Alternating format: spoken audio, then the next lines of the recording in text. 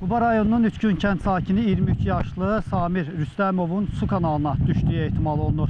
Hadisənin iyunun 1-də gecə saatlarında Quba şəhər ərazisində baş verdiyi bildirilir. Hazırda gəncin axtarışları davam edir. 2 gündür axtarırıq biz.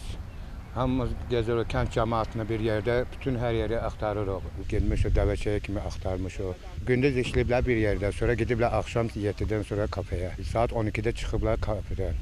Ondan sonra gəliblər piyada gəzə-gəzə biraz yol. Gəlib hələ o biri girişində 51-ci tindən atıb özünü. Dimaqlarına görə, yanındakı 2 uşaq dimağına görə atıb deyə. 3 nəfər olublar. 3 nəfərdir. 2 nəfər usta olub, o düşən bura fəhlədir. Düşən mənim qaynımdır, subay idi.